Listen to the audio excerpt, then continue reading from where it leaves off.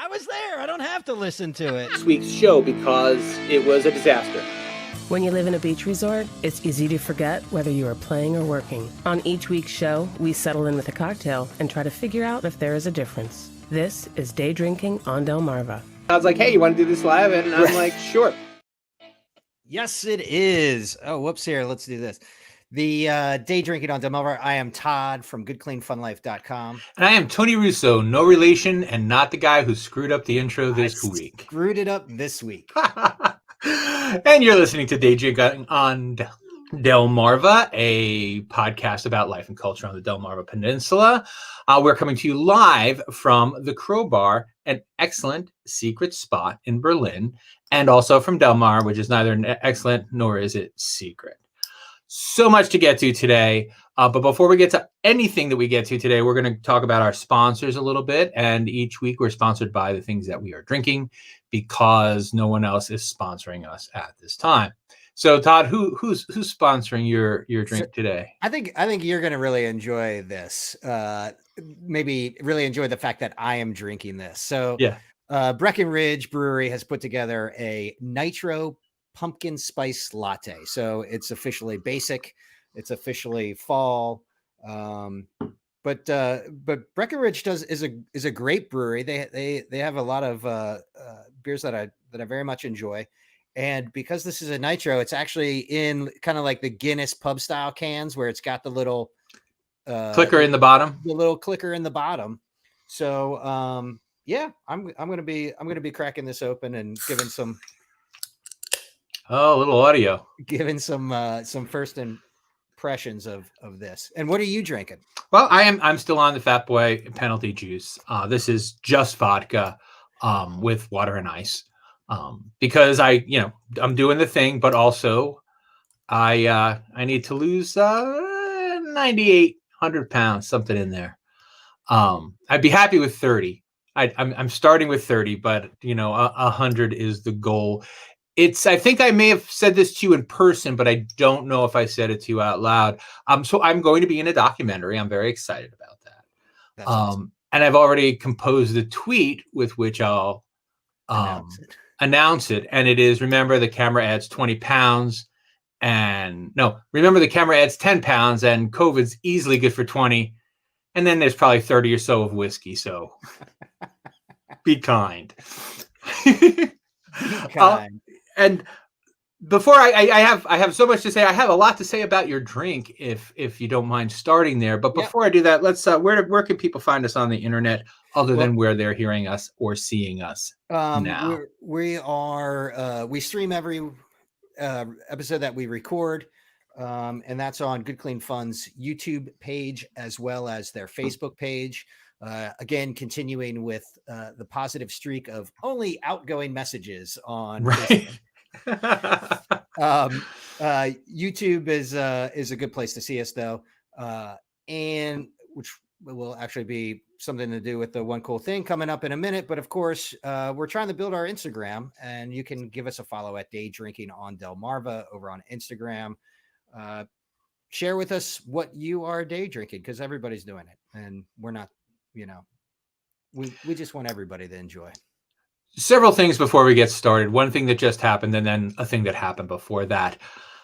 I'm still not used to doing the video conferencing. I'm still not really used to Zoom. Mm-hmm. And as a result, I'm pretty close to the screen, as you may be able to tell if you're listening. Mm-hmm. And when I'm on the phone and I look someone directly in their face and they're looking directly at the camera, it gets uncomfortable. When I'm like, wow, my face is a foot from Todd's and we're staring one another in the eyes. It's just like, I don't want to be aggressive about it. Like, I'm very beta. I've got an alpha mouth, but a beta perception of life. And God, I was just like, I'm not picking a fight and I don't want to kiss you. Right. But I look at him and I'm like, wow, right in his face. And it makes me even more uncomfortable addressing the camera as opposed to addressing your face. So that's thing number one. I like audio better than video. I'm more comfortable in it. Right. We can always go ahead and reference the weight thing I mentioned 2 minutes ago. But the other thing is, if it is Nitro season, I think I'd like to do a brief history of Nitro in beer. Okay, you do that while I take my first sip of this. Absolutely. Nitro beer is an invention by an Indian dude from the 1950s. And he was an engineer, and he was working at Guinness. Now, up until the 1950s, when people say that in England beer is flat and in England beer is warm, that kind of started that tradition because Guinness didn't use CO2 in their beer. They just used natural fermentation. Right. And so if you went to the pub, and again, this is in the 50s, this isn't in 1863 or whatever, right? Right. It's in the 50s, they would have two casks, a brand new cask and an old cask. And you would get half from the brand new cask and half from the old cask. So the beer would be a little flat with bubbles. Huh. And it was something that people started to like the taste of. Right. But then, of course, there was a problem with, running out of new beer too quickly or running out of old beer too quickly. And so one of the engineers said, well, what if we did nitro? That would produce kind of the same effect in the mouth, the smaller bubbles. It's still going to look weird. It's still going to taste different, but it's something that we can add. So we can always have new beer and then add nitro to it when we put it on the on tap. And they said, you are out of your fucking mind, you idiot. Get out of here with your silly gases. And then eventually they broke down and did a test batch. And it was so good that in 2020, an American beer company threw a little bit of nitro in their can to give it that Guinness consistency. Guinnessy. And just one guy trying to solve the problem of flat beer without using additional CO2, which a lot of people at the time were like, oh, that's how, Americans make beer. That's what Budweiser tastes like. Yeah. So, yeah. Well, I love that story and nobody knows it, or too few people know it. I have to say, with that history lesson as a backdrop, it was very enjoyable to try this pumpkin spice latte flavored beer. It is not what I always am afraid of when drinking a fall beer, because I'm not typically a fall beer fan. But this is not spicy, not overwhelming. It's more a little more cinnamony in the spicy part, which I enjoy. And I guess everybody's still doing the fall beers because it's such a trend and it's so popular. And but I think that they've learned not to beat people over the head with it. And maybe that's happening here. I've got bad news for you. Oh no, is that not the case? The case is we're just used to having our heads beaten over with it, and we don't even notice anymore. That could be it. No, that for a fact is it. That is not conjecture. What I haven't seen, and it's probably just because I don't go on Facebook anymore, is the annual hatred of all things pumpkin. I guess it's still early September, right? But I didn't get that feel from the internet. But I mean, there's so much more to talk about. Like, remember last year when we had the time and energy to fight about pumpkin spice? Weren't those good days? Maybe we're in a little bit different mindset to be worried about the trivial things in life. And here's to Pat, who's just joined us on the chat. They're having Modelo Especial.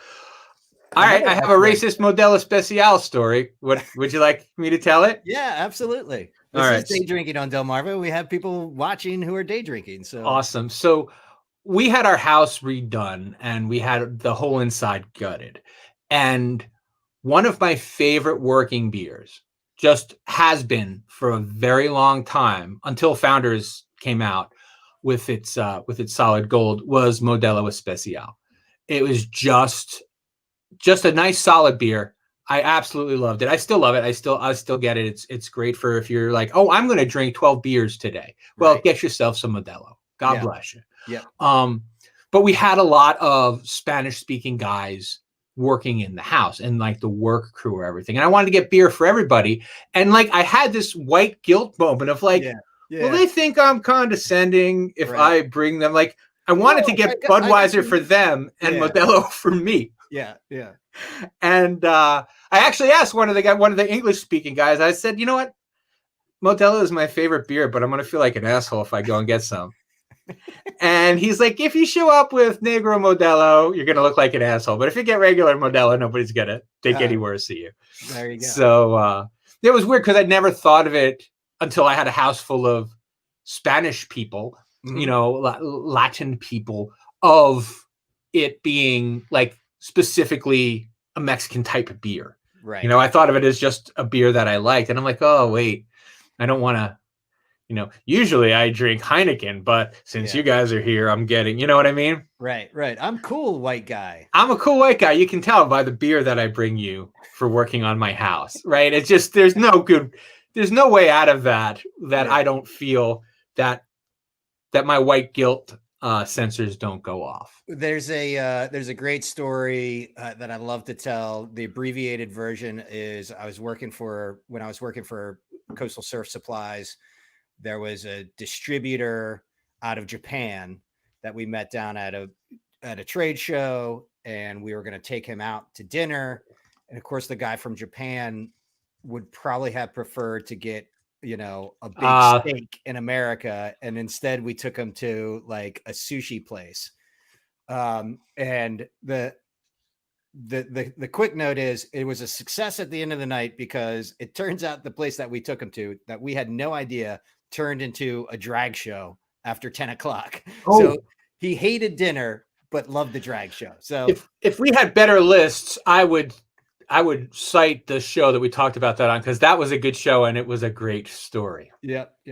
And if you've been listening for 10 years, you know that. Yeah. A shout out to Dealey, who just had a birthday, and he set the whole thing up. So he's, you know, stumbling into greatness. Okay, so I want to go into my one cool thing first and then into yours, because I think it'll take us into the larger story.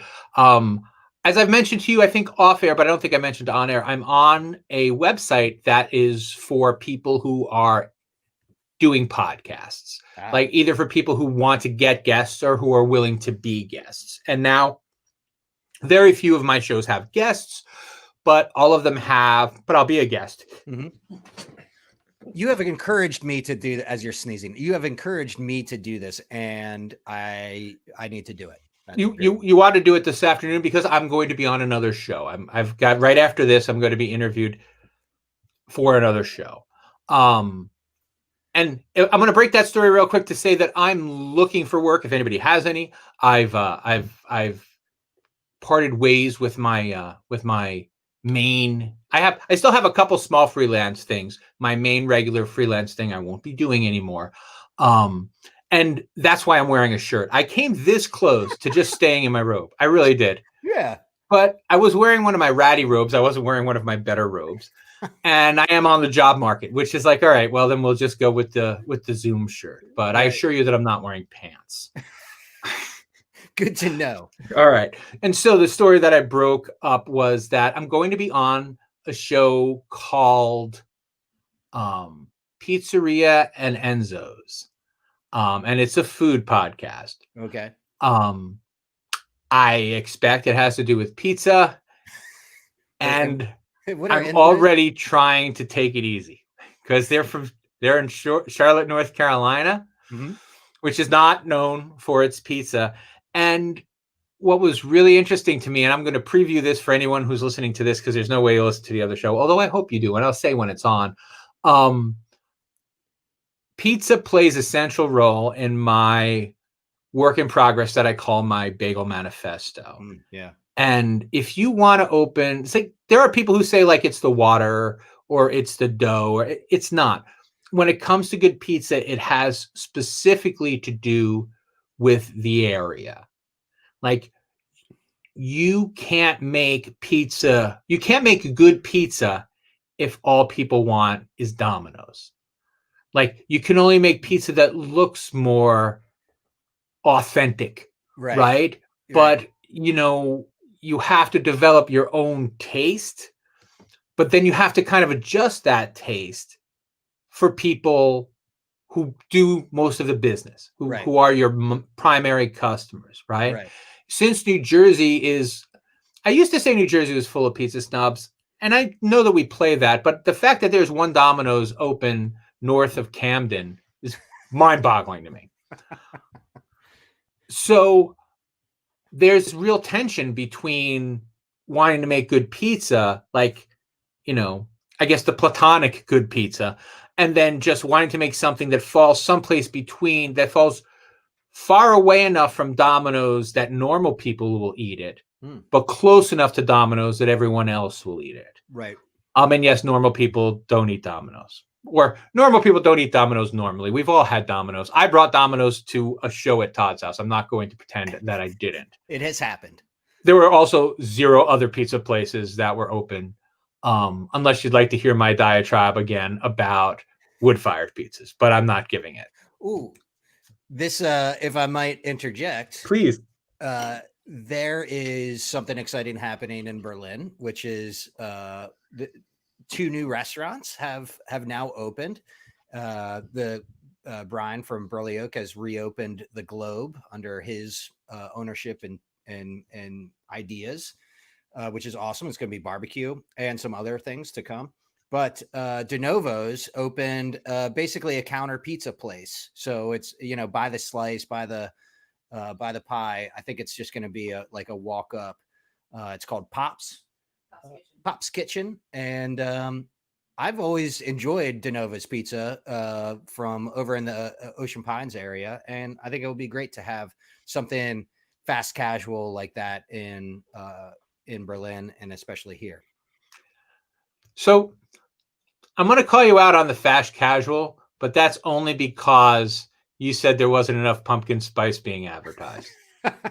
Did I say that there wasn't enough?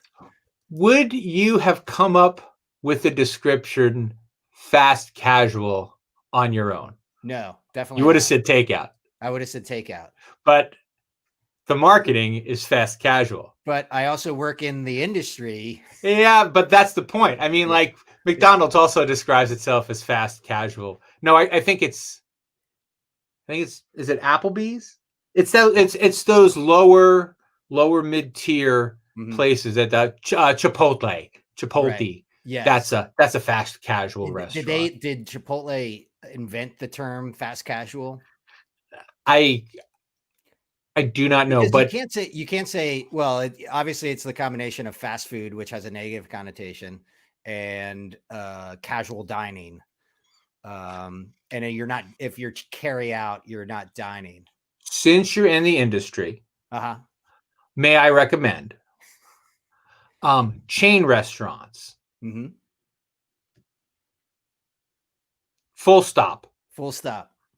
So chain or boutique, should we say boutique? No, just there's carry out and there's chain. Like we're in charge. So many people feel like we're a slave to the language, and it's not that we're not, but we can participate in it. So if you refuse to word, so here are some words that you should never ever use: fast casual, and on the other side of things, shelter in place. Those are not your words. Those are words that are used to make you feel better about something that's not great. Right. You know, stay in your house, chain restaurant. Or regular restaurant. Yeah, simplify the language. If I can go back and edit your wonderful promotion of the Phoebos, I would say. I wonder if that's why they didn't name it De Novos in Berlin, because there's already a De Phoebos. Yeah, and they're the same restaurant in my head, and I apologize to everyone involved. So what I would say is, you know, that De Novo's, the restaurant De Novo's, has a carryout window now, and they're calling it Pops. Right. Because you can take back, like, you say the good restaurant, and then say the fact of the way it's delivered, but you tie it more to the good restaurant than to the delivery thing. I think when you say fast casual, actually, I'm sorry. I know when you say fast casual, people think like, oh, Chipotle, but also people like Chipotle. So I guess it's a good It's just bothering me. All right, chapter 3 of the Bagel Manifesto is writing itself, kids.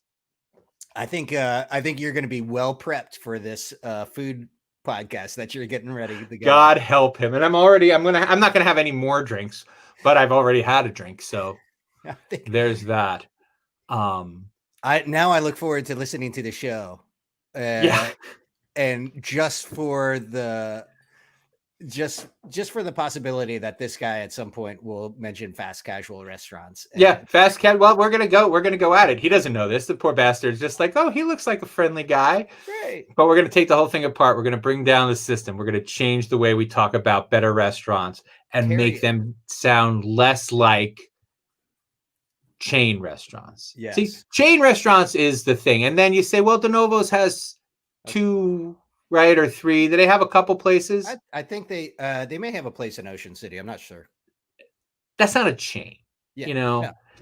Green Turtle's probably on the bubble there, but no, Green Turtle's definitely a chain. But broadly speaking, when you say a chain, what you mean is that any place you go, you're going to get the same stuff. Like if I can pick on the Green Turtle, because I'm not a fan of them or the H thing. All right. Under Armour looks like an H to me, and I didn't know that it stood for UA until very recently, shockingly recently. I was in Ocean City covering an event, and I said, hey, I want to get a picture of a kid with the H on his shirt. And everyone looked at me like I was a Martian. Yep. And they're like, that's Under Armour. It's clearly UA. And I'm like, you clearly did not know how to spell at an early age. That's an H. Like, take it anywhere. Say, what is this shape? That shape is H. Yeah. So let's get to your one cool thing before we run all the way out of time. And I'll finish the rest of that story for next time.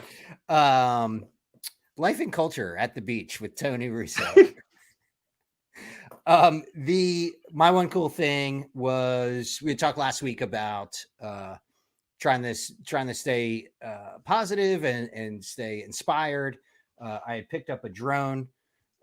We got an FAA lesson from Tony, and just like we have had a Nitro lesson today, but it worked. But I'm not a know-it-all by any means.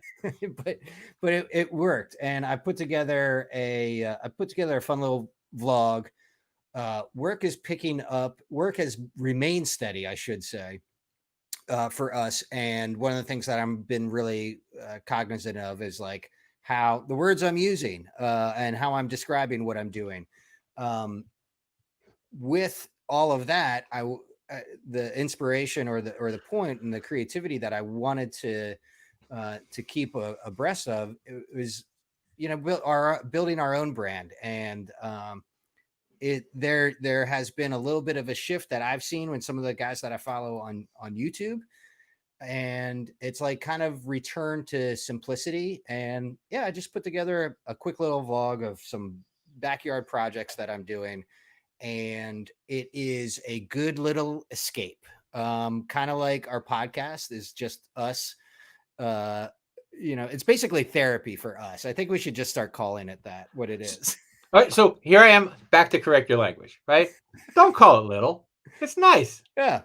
When you say little, it makes it sound less. But also describe, if you could describe, like, did you look at your because you've been redoing the crowbar, the shed, So this is outside the crowbar. This is technically the garage and chicken coop, which we are rebranding because that's what we do with 100-year-old buildings, I guess. But we're making it into like a nice little cozy sanctuary type place. And is this part of like a maybe before and after project where you're going to show the progression? Yes. Regularly. Yeah. And that is the idea. It's the beginning, and I hope to bring people along with all the way through the wood burner that we got, and the trees that we've cut down that we're going to use the lumber inside for. So I'm hoping to be able to bring people along, and it's just kind of that extra step. Is like I enjoy doing the work myself, and I enjoy the creative process of building things. And it's just that it's really that little extra step to remember to then also document it and just kind of say what you're saying or say what you're thinking as you're going through it, because it's all, well, at least the way I do things, all pretty fluid. And this is already available on Good Clean Fun Life YouTube? Yep.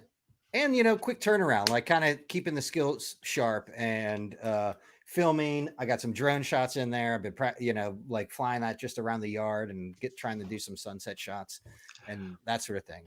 So I would like to talk about that idea of keeping sharp. When I got into the podcast business professionally, one of the things that I was going to make sure that I did was keep my hand in writing.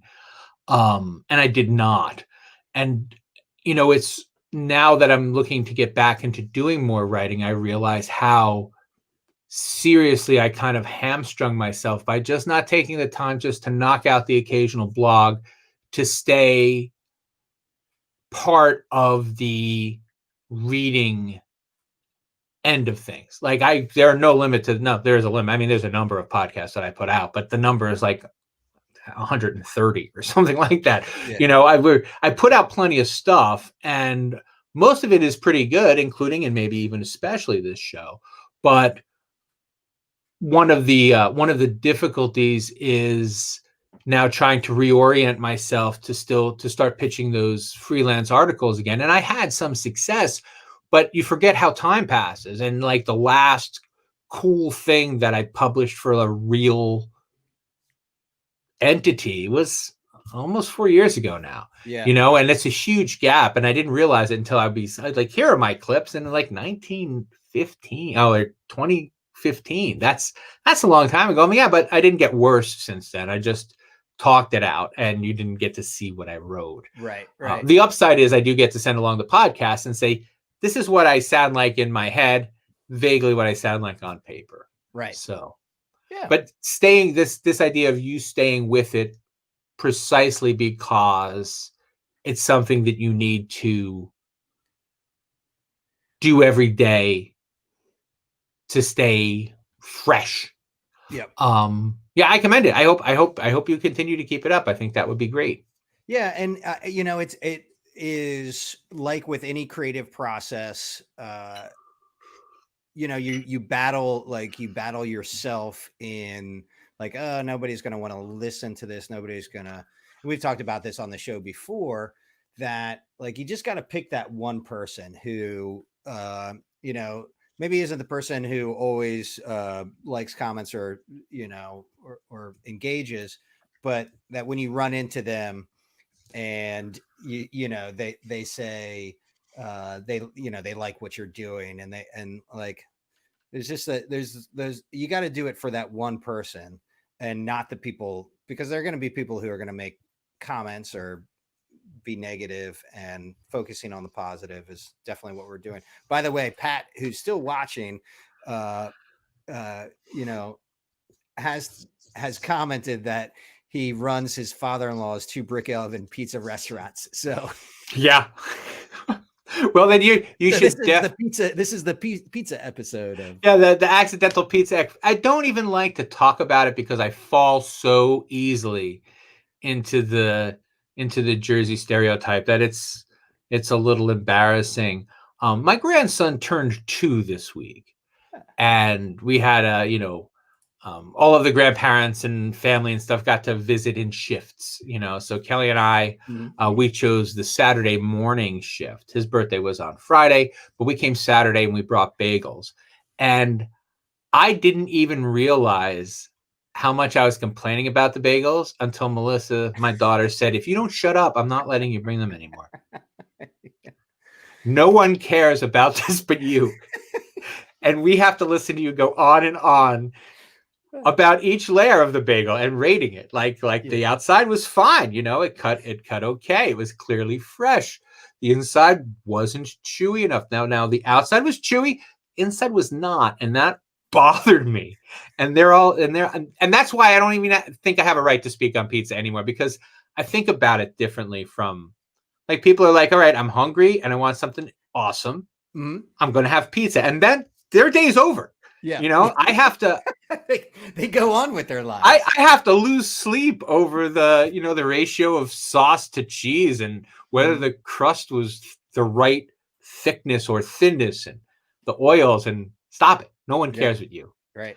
I'm going to put that on my wall here. I'm going to put up for the next time we do the show. I'm going to have a little sign that says, "Stop it. No one cares but you."